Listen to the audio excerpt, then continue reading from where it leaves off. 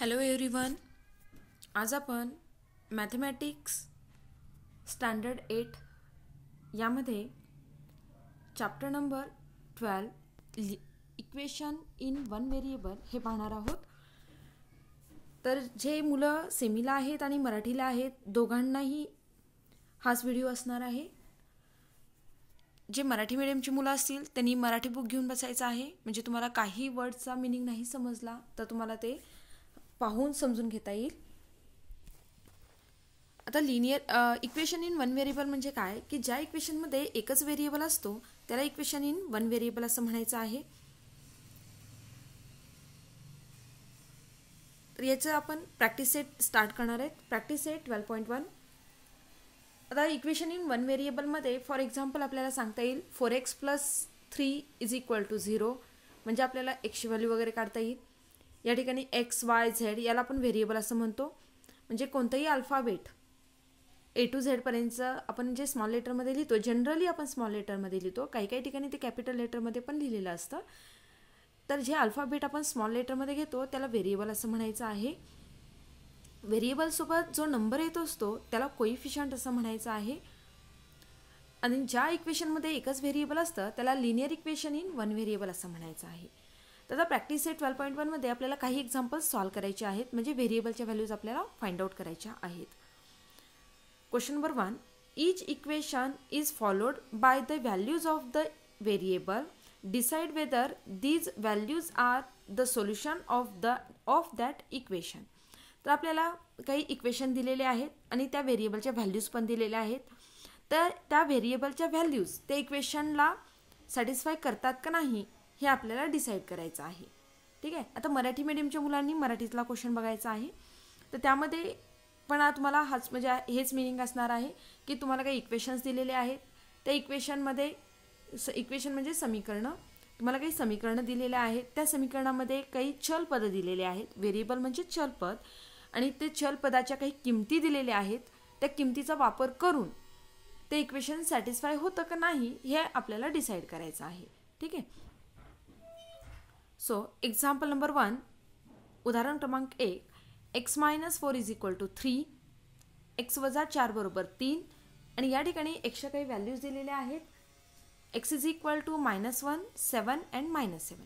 तर या ठिकाणी xच्या व्हॅल्यू दिलेल्या आहेत. x = -1 7 आणि -7. तर आपण एक एक व्हॅल्यू पुट करूया आणि या xच्या व्हॅल्यू दिलेल्या इक्वेशनला सॅटिस्फाय करतात की नाही. आता सॅटिस्फाय करतात की नाही हे कसं शोधायचं. तर दोन्ही इक्वल टूच्या बरोबर दोन्ही इक्वल आलं पाहिजे. म्हणजे दोन्ही नंबर सारखे असतील तर ते इक्वेशन सॅटिस्फाय होतं. जर नंबर सारखे नसतील तर ते इक्वेशन सॅटिस्फाय होत नाही. तर आपण एक एक व्हॅल्यू पुट करून बघूया. दोन्ही साईड इक्वल येतात का. दोन साईड असतील, एक LHS साईड आणि एक RHS साईड. LHS म्हणजे लेफ्ट हँड साईड, RHS म्हणजे राईट हँड साईड. आपलीच डावी बाजू आणि आपलीच उजवी बाजू. ओके. तर या ठिकाणी फर्स्ट आता सोल्युशन पाहूया आपण. Put x = -1 in the given equation. दिलेल्या इक्वेशनमध्ये xची व्हॅल्यू आपण -1 ठेवूयात.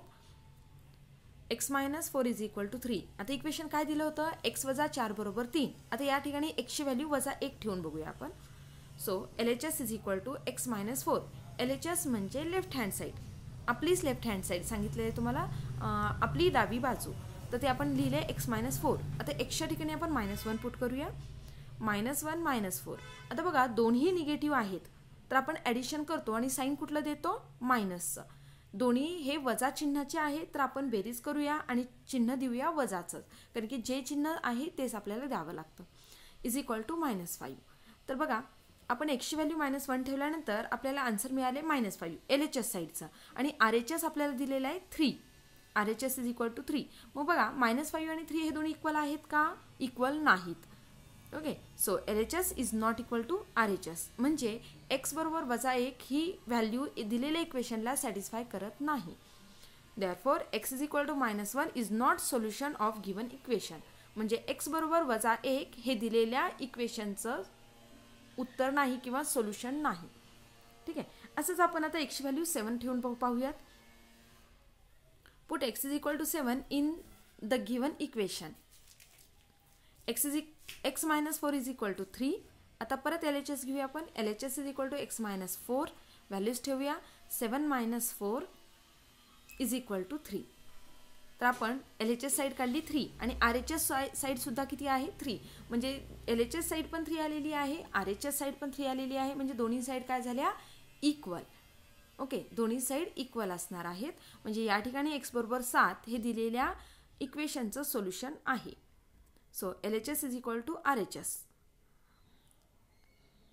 Therefore x = 7 is the solution of given equation. आता मराठी मीडियमची मुलं काय लिहितील, x बरोबर 7 हे दिलेल्या समीकरणाची उकल आहे. सोल्युशन म्हणजे उकल. आता त्यानंतर x ची व्हॅल्यू -7 ठेवूया आपण. Put x = -7 in the given equation. दिलेल्या इक्वेशनमध्ये आता परत x ची व्हॅल्यू -7 ठेवा. जसं आपण 1, 2 मध्ये केलेलं आहे तसंच आता 3 मध्ये आपण करणार आहोत. So LHS = x - 4. परत व्हॅल्यू ठेवा. x ची व्हॅल्यू -7 ठेवणार आहात. -7 - 4. आता इथं दोन्ही निगेटिव्ह आहेत, दोन्ही ऋण आहेत. तर बेरीज करा आणि चिन्ह मायनसचं द्या. =-11. तर आता बघा RHS ची व्हॅल्यू RHS ची व्हॅल्यू 3 आहे आणि LHS ची व्हॅल्यू आलेली आहे -11. डावी बाजू आलेली आहे -11 आणि उजवी बाजू आहे 3. आता ह्या दोन बाजू इक्वल आहेत का, इक्वल नाहीत. So LHS is not equal to RHS. ह्या दोन बाजू इक्वल नाहीत. म्हणजे x बरोबर -7 हे दिलेल्या इक्वेशनचं सोल्युशन नाही. So x = -7 is not solution of given equation. इथं तुम्ही नॉट हा शब्द वापरायचा आहे. x = -7 is not solution of given equation. तर इज या ठिकाणी वापरायचे तुम्ही नॉट. Is not. ओके, तर हे सोल्युशन नाही. आता आपण पुढचं एक्झाम्पल पाहूया. Example number 2. या ठिकाणी एक्झाम्पल 2 मध्ये 9m = 81 असं दिलेलं आहे. ओके, तर mच्या व्हॅल्यू 3 दिलेले आहेत. m = 3, 9 और -3. आता या ठिकाणी mच्या 3 व्हॅल्यूज दिलेल्या आहेत आणि या ठिकाणी व्हेरिएबल आहे m. ठीक आहे. आता mच्या ठिकाणी आपल्याला एकदा 3 ठेवायचं, एकदा 9 ठेवायचं आणि एकदा -3 ठेवायचं आहे. सो आता एक एक आपण सोल्युशन काढूया तिघांसाठी पण. Put m = 3 in the given equation. आता दिलेल्या इक्वेशनमध्ये m ची व्हॅल्यू किती ठेवायची आहे, 3 ठेवायची आहे. सो 9m = 81 हे आपल्याला दिलेलं आहे. 9m = 81 हे आपल्याला दिलेलं आहे. LHS = 9m. mच्या ठिकाणी आता 3 ठेवायचं आहे आपल्याला. 9 × 3 = 27. म्हणजे LHS ची व्हॅल्यू किती आलेली आहे, 27 आलेली आहे. सो RHS = किती दिलेला आहे, 81 दिलेला आहे. मग 27 आणि 81 हे इक्वल आहे का, इक्वल नाही. LHS is not equal to RHS. म्हणजे हे दोन्ही साईड इक्वल नाहीत, म्हणून m = 3 हे दिलेल्या इक्वेशनचं सोल्युशन नाही. m = 3 is not solution of given equation. m = 3 हे दिलेल्या इक्वेशनचं सोल्युशन नाही. असंच आता m ची व्हॅल्यू आपण 9 ठेवूया. Put m = 9 in the given equation. So 9m = 81. LHS = 9m. 9 × 9 = 81. म्हणजे mच्या ठिकाणी आपण 9 ठेवलंय. 9 × 9 येणार आहे 81. 9 × 9 81. 9च्या पाड्यात येतं. 9चा पाडा म्हणा तुम्ही 9 पर्यंत. आणि RHS ची व्हॅल्यू पण किती आहे, 81च आहे, म्हणजे 81च आहे. आता LHS आणि RHS ह्या दोघांची व्हॅल्यू इक्वल आलेले आहेत. म्हणजे m = 9 हे दिलेल्या इक्वेशनचं सोल्युशन आहे. So therefore LHS = RHS. m = 9 is the solution of given equation. असंच आता m = -3 पुट करून पाहूया आपण काय येतं ते. Put m = -3 in the given equation. 9m = 81. LHS = 9m. 9 × -3 m ची व्हॅल्यू -3. सो = -27. 9 × 3 27 येतं, पण एक ऋणचिन्ह आहे. गुणाकारामध्ये एक ऋणचिन्ह असेल तर ते द्यावं लागतं आणि 2 ऋणचिन्ह असतील तर मायनस × मायनस काय होतं, प्लस. हे रूल्स आहेत, तर ते लक्षात ठेवायचे आहेत आपण. आणि RHS ची व्हॅल्यू आहे 81. आता -27 आणि 81 इक्वल आहेत का, इक्वल नाहीत. So LHS is not equal to RHS. Therefore m = -3 is not solution of given equation. म्हणून m = -3 हे दिलेल्या इक्वेशनची उकल नाही किंवा उत्तर नाही. असं आपण दुसरं एक्झाम्पल केलेलं आहे. आता नेक्स्ट एक्झाम्पल पाहूया आपण. Example number 3, 2a + 4 = 0. तर या ठिकाणी ए हा व्हेरिएबल दिला आहे आणि एच्या 3 व्हॅल्यू दिल्या आहेत, 2, -2 and 1. आता आपण जसं एक्झाम्पल 1 आणि 2 केले ना, त्याच मेथडनं आपण एक्झाम्पल नंबर 3 करणार आहोत. एक एक व्हॅल्यू पुट करून पाहणार आहोत की हे सोल्युशन आहे का नाही. Solution, put a = 2 in the given equation. So 2a + 4 = 0. आता a ची व्हॅल्यू आपण एकदा 2 ठेवूयात. LHS = 2a + 4, 2 × 2. आता a ची व्हॅल्यू आपण 2 पुट केली आहे म्हणून 2 × 2 + 4. आता 2 × 2 येणार आहे 4, 4 + 4 आन्सर येईल 8, कारण की दोन्ही पॉझिटिव्ह आहेत. तर ॲडिशन करून प्लसचं साईन द्यायचं आहे. आणि RHSची व्हॅल्यू किती आहे 0. मग 8 बरोबर 0 येणार आहे का, येणार नाही. So LHS is not equal to RHS. Therefore a = 2 is not solution of given equation. म्हणून a बरोबर 2 हे दिलेल्या इक्वेशनचं सोल्युशन नाही. आता असं सेकंड करूया. a ची व्हॅल्यू -2 ठेवूया आपण. Put a = -2 in the given equation. So 2a + 4 = 0. LHS = 2a + 4. आता a ची व्हॅल्यू आपण -2 ठेवणार आहोत. 2 × -2 + 4, -4 + 4. आता बघा 2 × -2 काय येणार आहे -4, कारण की दोघांचा गुणाकार करा आणि चिन्ह मायनस द्यावं लागेल, कारण की एकच चिन्ह मायनस आहे. तर प्लस मायनस होतं मायनस, म्हणून -4 आले आणि पुढचं आहे +4. -4 + 4 आन्सर काय येतं मग 0. अगदी बरोबर आहे. मग RHSची व्हॅल्यू पण किती आहे 0. मग या ठिकाणी LHS आणि RHS हे दोन्ही कसे येत आहेत इक्वल. म्हणून a बरोबर -2 हे दिलेल्या इक्वेशनचं सोल्युशन आहे. LHS = RHS. Therefore a = -2 is the solution of given equation. आता असंच आपण थर्ड काढूया. Put a = 1 in the given equation. 2a + 4 = 0. दिलेल्या इक्वेशनमध्ये a ची व्हॅल्यू आता 1 ठेवूया आपण. LHS = 2a + 4 = 2 × 1 + 4 = 2 + 4. 2 × 1 2 येणार आहे, 2 + 4 येणार आहे 6. सो RHS आहे 0 आणि LHS आलेला आहे 6. So LHS is not equal to RHS, म्हणजे आता 6 इज नॉट इक्वल टू 0. म्हणून a बरोबर 1 हे दिलेल्या इक्वेशनचं सोल्युशन नाही. Therefore a = 1 is not solution of given equation. हे दिलेल्या इक्वेशनचं सोल्युशन नाही. असं आपण तिसरे एक्झाम्पल गेले. आता आपण नेक्स्ट एक्झाम्पल पाहूया. 3 - y = 4. आता या ठिकाणी y हा व्हेरिएबल दिला आहे आणि व्हेरिएबलच्या 3 व्हॅल्यू दिल्या आहेत -1, 1 and 2. आता एक एक व्हॅल्यू परत पुट करत जाऊया आपण आणि सोल्युशन आहे का नाही ते पाहूयात. सोल्युशनमध्ये पाहूया आपण आता. Put y = -1. पहिल्यांदा -1 पुट करूया इन द गिवन इक्वेशन. आता इक्वेशन काय पहा, 3 - y = 4 हे इक्वेशन आहे. आता याची LHS साईड पहा. LHS = 3 - y = 3 - -1 = 3 + 1. आता 3 + 1 किती येणार आहे 4. ओके, 3 + 1 = येणार आहे 4. तर हे झालं LHS आणि RHS किती आहे हो 4च आहे. म्हणजे LHS आणि RHS हे दोन्ही काय आहेत इक्वल. सो LHS = RHS दोन्ही साईड इक्वल झालेले आहेत. म्हणून y = -1 हे दिलेल्या इक्वेशनचं सोल्युशन आहे. Therefore y = -1 is the solution of given equation. म्हणून y = -1 हे दिलेल्या इक्वेशनचं सोल्युशन आहे. ठीक आहे. आता आपण नेक्स्ट करूया. Put y = 1. आता y ची व्हॅल्यू 1 पुट करूया in the given equation. 3 - y = 4.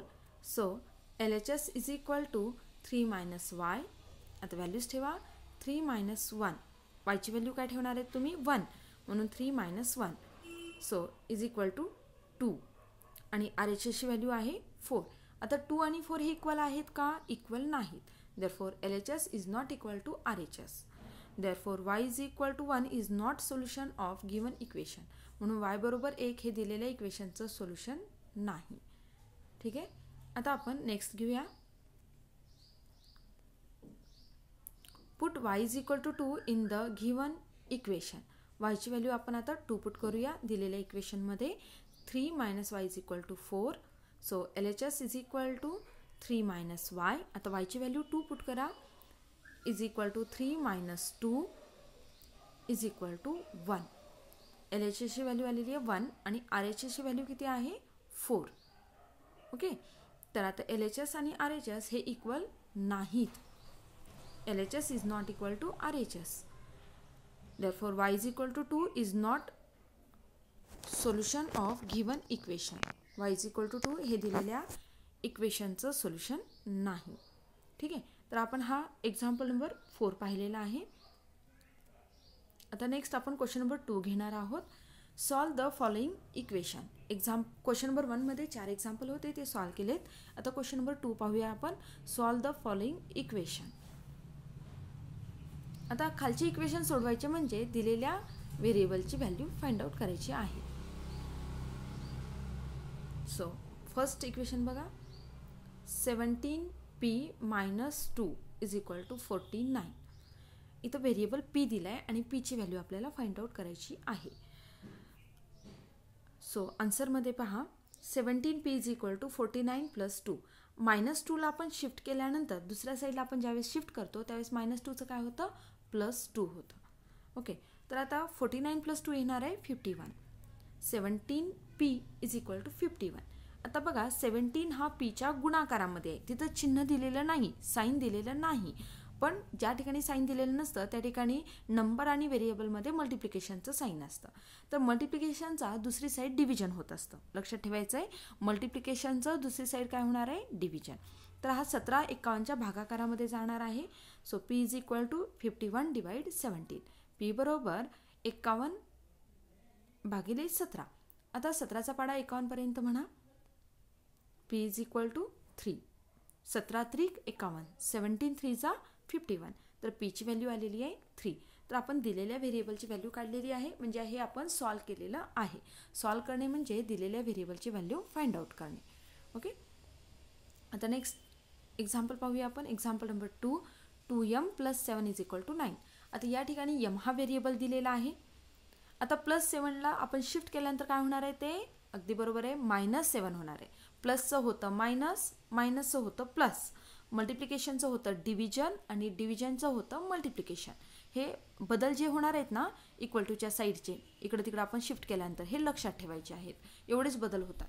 ठीक आहे, तर आता +7ला आपण शिफ्ट करूया, ते -7 होणार आहे. So 2m is equal to 9 minus 7.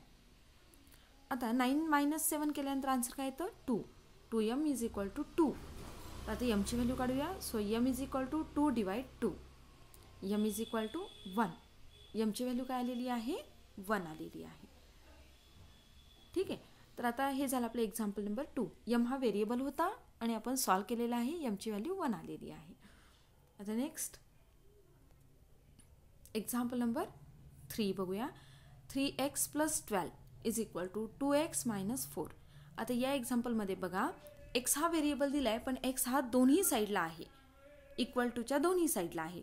तर एक्सला आपल्याला एका साईडला शिफ्ट करायचं आहे आणि कॉन्स्टंट कोणाला म्हणायचं की ज्याच्या व्हॅल्यू कधीच बदलत नाही. जशी 12ची व्हॅल्यू कधी 13 होते का होत नाही, म्हणून 12 हा कॉन्स्टंट असेल आणि -4 सुद्धा कॉन्स्टंट असेल. तर 12 आणि -4ला एका साईडला घेऊया आपण. आता ज्याला आपण शिफ्ट करणार आहोत इक्वल टूच्या साईडला म्हणजे दुसऱ्या साईडला, एका साईडवरून दुसऱ्या साईडला ज्याला आपल्याला शिफ्ट करायचं आहे त्याचे चिन्ह बदलायचे असतात. प्लसचे मायनस, मायनसचं प्लस. Okay, so 3x minus 2x. आता प्लस 2x होता त्याला आपण LHS साईडला आणलेला आहे, डाव्या बाजूला आणलेला आहे. तर आपण प्लसचं काय करतोय या ठिकाणी मायनस, आणि त्या ठिकाणी +12 अधिक 12 हा डाव्या बाजूला होता, त्याला शिफ्ट केल्यानंतर तो कुठं जाणार आहे उजव्या बाजूला. तर तो प्लसचा काय झाला मायनस. आता 3x मायनस 2x, 3x मधनं 2x गेले तर 1x उरला आणि तोही पॉझिटिव्ह, मोठ्याचं साईन देतो आपण, तर +x राहतो. आणि त्यानंतर -4 मायनस 12 दोन्ही निगेटिव्ह आहेत.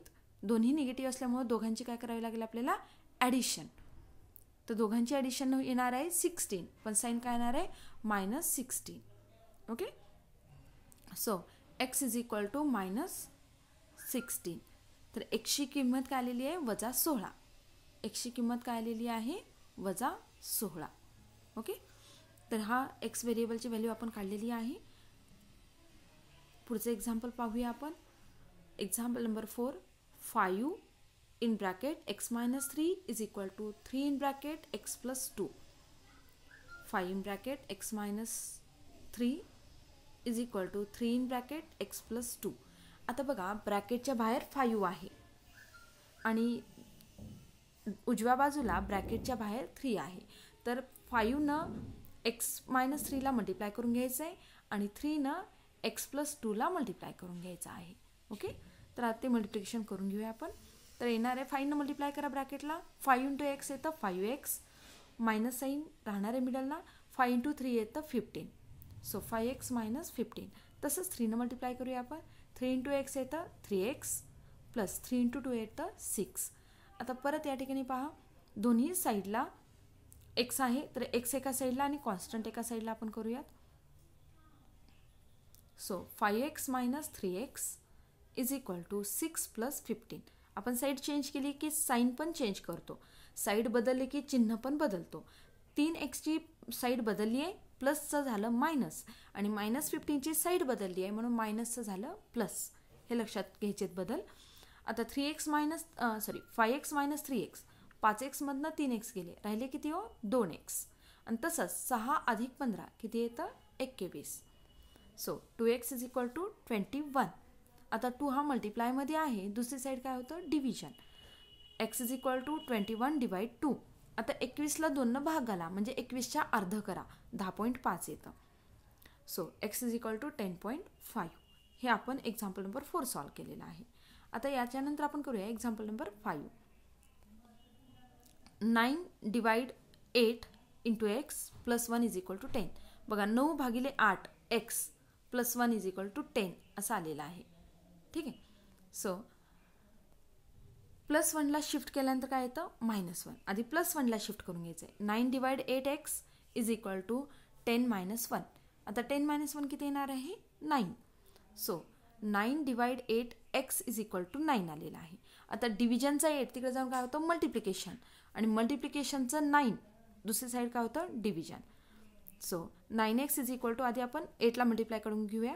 9x is equal to 9 into 8. आणि आता 9ला शिफ्ट करूया डिव्हिजनमध्ये. एक्स ओके 9 इंटू 8 येणार आहे 72. X is equal to 72 divide 9. आता एक्स सोबत या स्टेपला बघा, एक्स सोबत 9 होतं, तर 9ला शिफ्ट केल्यानंतर तो 72च्या डिव्हिजनमध्ये जाणार आहे म्हणून x is equal to 72 divide 9. आता 9चा टेबल मग म्हणा 72 पर्यंत. 9 8 72, 9 8 जा 72. So x is equal to 8. तर एक्स बरोबर 8 ही दिलेल्या व्हेरिएबलची व्हॅल्यू आपण काढलेली आहे. तर या ठिकाणी आपण 5 एक्झाम्पल घेतलेले आहेत. आता 6वं एक्झाम्पल आपल्याला घ्यायचं आहे. So example number 6 y divide 7 plus y minus 4 divide 3 is equal to 2. आता बघा y डिवाइड 7 पण आहे आणि y मायनस 4 डिवाइड 3 म्हणजे डिव्हिजनमध्ये 7 आणि 3 आहेत, तर त्याचं LCM काढून घ्यावं लागतं. LCM इथं सर्वांना काढता, लसावी म्हणतो आपण त्याला, लसावी. आता 7 आणि 3चा लसावी काढायचा आहे, LCM काढायचं आहे, तर ते काढून आपल्याला शिफ्ट करावं लागतं. सो बघा लसावी काढण्यासाठी आपण तिरकस गुणाकार केलेला आहे. तिरकस गुणाकार सर्वांना समजतो. तिरकस गुणाकार म्हणजे न्यूमरेटर आणि डिनॉमिनेटर, ओके, यांचा गुणाकार आपल्याला असं करायचा आहे. तर बघा इथं केलेलं आहे आपण 3 इंटू वाय. हे एक्स नाही आहे बरं का, ते वाय आहे. एक्स नाही, ते गुणाकाराचं चिन्ह आहे. 3 गुणिले वाय मधलं sign plus 7 in bracket y minus 4. तिरकस गुणाकार केल्यानंतर 3 गुणिले वाय आहे, ते तुम्हाला चुकून एक्स असं दिसेल, पण ते एक्स न घेता काय घ्यायचं आहे तुम्हाला गुणाकाराचं चिन्ह घ्यायचं आहे. हे जे आहे ना ते गुणाकाराचं चिन्ह आहे. ओके, आणि हे खालचं सुद्धा गुणाकाराचं चिन्ह आहे, हे थोडं लक्षात ठेवा. 3 गुणिले वाय म्हणजे 3y अधिक 7 कंसामध्ये y वजा 4. तर 7 ने आपल्याला कंसाला गुणाकार करायचा आणि खालच्यांचा गुणाकार 7 गुणिले 3 7 इंटू 3 आणि इक्वल टू काय राहणार आहे हो 2च राहणार आहे. ओके, इक्वल टू तर 2च येणार आहे. आता 3 इंटू वाय केल्यानंतर काय येतं 3y plus 7 into Y 7y plus minus 7 into 4 28 आणि खाली 7 इंटू 3 काय येणार आहे 21 येणार आहे. ओके, इज इक्वल टू 2च राहणार आहे, 2 मध्ये बदल होणार नाही. आता या ठिकाणी 3y प्लस 7y टोटल काय येतं 10y आणि भागाकारातलं 21 तिकडे जाऊन काय होतो गुणाकार. तर 3y + 7y - 28 = 2 × 21 घेतलेला आहे. ठीक आहे, भागाकारातला 21 तिकडे जाऊन गुणाकार होतो, 2 × 21 असं करावं लागतं. आता y ची ॲडिशन केलेली आहे. 10y - 28 = 42. गुणाकार 21 दुनी 42 येतं आणि 3y + 7y 10y - 28 तसंच. आता 28ला शिफ्ट करूया दुसऱ्या साईडला, +28 होतं. तर 10y = 42 + 28. 10y = 42 + 28. आता 42 आणि 28ची ॲडिशन करून घेऊया. 42 आणि 28ची बेरीज करून घ्या. 10y = 70. 10y = 70. आता 10y जो आहे ना, y सोबत 10 आहे, तर 10ला शिफ्ट करा. मल्टिप्लिकेशनचं काय होतं? डिव्हिजन. So y = 70 / 10. 70ला 10नं भाग घाला, y = 7. तर y ची व्हॅल्यू आलेली आहे 7. हा होता आपला एक्झाम्पल नंबर 6. आता पुढचं घेऊया आपण एक्झाम्पल नंबर 7. 13x - 5 = 3/2. आता 13x - 5 = 3/2 दिले, म्हणजे -5ला शिफ्ट करूया आपण सोल्युशनमध्ये. बघा, 13x - 5 = 3/2. 13x = 3/2 + 5. -5ला शिफ्ट केले तर ते काय होणार आहे? +5. आता इथं बघा, 3/2 3/2 अधिक 5. तर यावेळेस आपल्याला या 5च्या डिनॉमिनेटरमध्ये काय नाही म्हणजे 1 असणार आहे. तर 1 असल्यानंतर आपण काय करतोय? Cross multiplication. 3 आणि 1चा गुणाकार, 5 आणि 2चा गुणाकार आणि डिनॉमिनेटरचा गुणाकार, हे LCM असेल. ओके,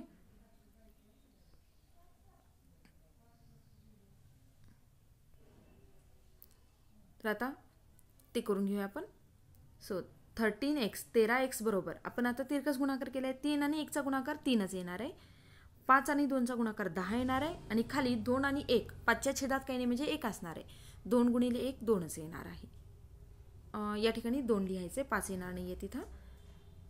तर 2 × 1 हे या ठिकाणी 2 येणार आहे, 5 येणार नाही ते. ओके, ते लक्षात ठेवा थोडंसं. तर आता बेरीज करून घेऊया आपण. 13x = 3 आणि 10ची बेरीज काय येते? 13/2.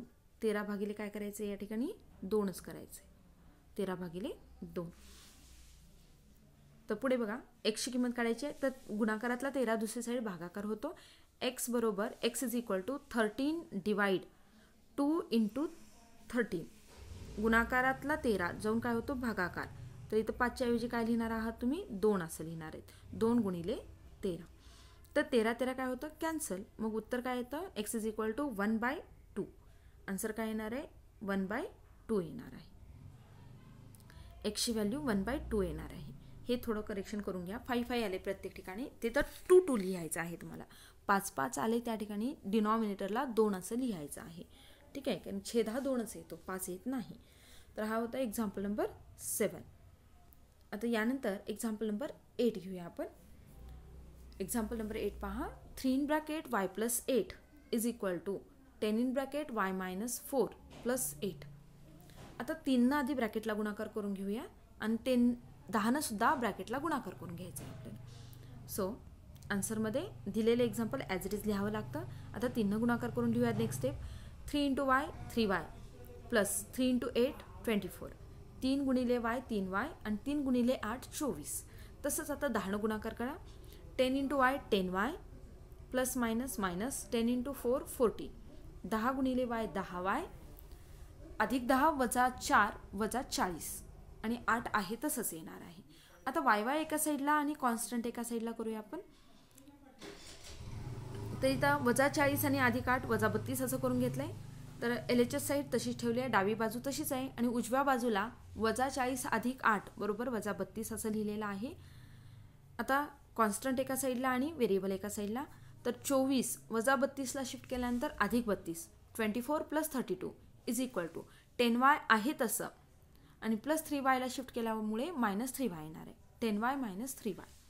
तर आता 24 अधिक 32 किती येणार आहे? टोटल 56 आणि 10y - 3 येणार आहे 7y. आता गुणाकारातला 7 दुसरी साईड काय होतो? भागाकार. न्यूमरेटरमधला जातो डिनॉमिनेटरमध्ये. So y = 56 / 7. तर वायची व्हॅल्यू काय येणार आहे 8. 7चा पाडा म्हणा 56 पर्यंत. 7 × 8 = 56, 7 × 8 = 56. तर वायची व्हॅल्यू आलेली आहे 8. तर या ठिकाणी वाय व्हेरिएबल होतं आणि त्याची व्हॅल्यू आपण फाइंड आउट केली आहे, 8 आलेली आहे. आता एक्झाम्पल नंबर 9 पहा. x - 9 divide x - 5 is equal to 5 divide 7. x - 9 भागिले x - 5 बरोबर 5/7. आता तिरकस गुणाकार करायचा आहे. 7 न अंशाला गुणाकार करायचा आहे. कुठल्या अंशाला? x - 9 ला. आणि 5 न x - 5 ला गुणाकार करायचा आहे. क्रॉस मल्टिप्लिकेशन म्हणतो आपण ते. So 7 in bracket x - 9 is equal to 5 in bracket x - 5. आपण तिरकस गुणाकार केलेला आहे. ठीक आहे. आता त्याच्यानंतर 7 न कंसाला गुणाकार करा आणि उजव्या बाजूला 5 न कंसाला गुणाकार करा. So 7x - 63 is equal to 5x - 25. आता x एका साईडला, 7x - 5x is equal to वजा 25च राहणार आहे, कारण की 25ला आपण बदललेलं नाही, म्हणजे बाजू बदललेली नाही. 63ची बाजू बदललेली आहे, म्हणून वजा 63चं काय होणार आहे? अधिक 63 प्लस 63. आता इथं 7x - 5x काय येणार आहे? 2x इज इक्वल टू वजा 25 अधिक 63 करा, 38 येतं. 2x is equal to 38. आता गुणाकारातला 2 दुसऱ्या साईड काय होतो? भागाकार. So x is equal to 38 divide 2, 38 भागिले 2. आता 38ला 2 भाग घातल्यानंतर उत्तर येतं 19. x is equal to 19. तर आपण x ची व्हॅल्यू काढलेली आहे, म्हणजे दिलेल्या व्हेरिएबलची व्हॅल्यू काढली आहे आपण, 19 आलेली आहे. आता नेक्स्ट घेऊया आपण एक्झाम्पल नंबर 10. या ठिकाणी y व्हेरिएबल दिलाय पहा. y - 4 divide 3 plus 3y is equal to 4. आता y - 4च्या डिव्हिजनमध्ये 3 आहे आणि 3yच्या डिव्हिजनमध्ये काही नाही, म्हणजे 1 असणार आहे. हे लक्षात ठेवायचं आहे. म्हणजे आपल्या इथं क्रॉस मल्टिप्लिकेशन करायला, तिरकस गुणाकार करायला सोपं पडतं. सो क्रॉस मल्टिप्लाय केले, डिनॉमिनेटरमध्ये 1 असल्यामुळं 1 न गुणाकार केला तर तोच नंबर येतो, म्हणून y - 4च आलाय. प्लस 3y आणि इकडे डिनॉमिनेटरमध्ये 3 आहे. 3y × 3 काय येतं? 9y. आणि 3 × 1 काय येतं? 3च येतं. तर इथं डिनॉमिनेटरमध्ये 1 घ्यायचं आहे आपल्याला. ठीक आहे. 1 न गुणाकार केल्यानंतर आणि छेदांचा गुणाकार या पद्धतीने आपण केलेला आहे. So y - 4 plus 9y divide 3 is equal to 4च राहणार आहे. आता बघा, डिव्हिजनचा 3 दुसरी साईड काय होतं? Multiply. So y - 4 plus 9y is equal to 4 × 3. आता y पॉझिटिव्हच आहे आणि 9y पण पॉझिटिव्ह आहे. दोन्ही पॉझिटिव्ह म्हणजे ॲडिशन करायची आणि 10y असं लिहायचं आहे. So 10y - 4 is equal to 12. 10y is equal to 12 plus 4. आता 12 प्लस 4 करून घेऊया आपण. 10y is equal to 16. y is equal to 16. मल्टिप्लिकेशनचा 10 काय होणार आहे? डिव्हिजन. 16 डिवाइड 10. तर yची व्हॅल्यू येणार आहे 8/5. म्हणजे 2 न भाग घातलाय. 2×8 = 16 आणि 2×5 = 10. 8/5. याला तुम्ही डायरेक्टली 1.6 असं सुद्धा लिहू शकता. yची व्हॅल्यू 1.6 पण लिहू शकता. एक्झाम्पल नंबर 11 पहा. b + 1 दुसऱ्या ब्रॅकेटमध्ये प्लस b + 2 तिसऱ्या ब्रॅकेटमध्ये डिवाइड 4 इज इक्वल टू 21 असं दिलेलं आहे. आता बघा, b ब्रॅकेट आहे 2 ब्रॅकेट आपण ते काढून टाकूया. ब्रॅकेटच्या बाहेर प्लस साईन आहे. प्लस साईन असल्यामुळं ब्रॅकेटमध्ये काही बदल होत नाही. ब्रॅकेट ॲज इट इज आपल्याला लिहायचे आहेत, जशाच तसे आपल्याला ब्रॅकेट लिहायचे आहेत. आणि डिनॉमिनेटरचा 4 21च्या बाजूला जाऊन गुणाकारामध्ये जातो, मल्टिप्लायमध्ये जातो. So b + b+1 plus b+2 is equal to 21 × 4. भागाकारातला 4 आपण गुणाकारामध्ये घेतलाय आणि तिथं 21 सोबत गुणाकार केलेला आहे. आता बघा, किती b आहेत? b + b+b 3 b आहेत आणि 1 + 2 काय येणार आहे? 3च येणार आहे. b + b+b 3b. 1 + 2 is equal to 3 येणार आहे. आणि 21 × 84. 21 4 = 84 ते आपण लिहिलेलं आहे. आता +3 ला शिफ्ट करा, -3 येणार आहे. So 3b is equal to 84 - 3. आता 84 मधनं 3 गेले, राहतं 81. 3b is equal to 81. आता गुणाकारातला b इकडे साईड काय होतो? भागाकार. So b is equal to 81 divide 3. b is equal to 27. तर b ची व्हॅल्यू आलेली आहे 27. हे होतं एक्झाम्पल नंबर 11. आता याच्यानंतर आपल्याला प्रॅक्टिस सेट 12.2 घ्यायचा आहे. हा आपला 12.1 संपलेला आहे. आता नेक्स्ट व्हिडिओमध्ये आपण प्रॅक्टिस सेट 12.2 घेऊयात.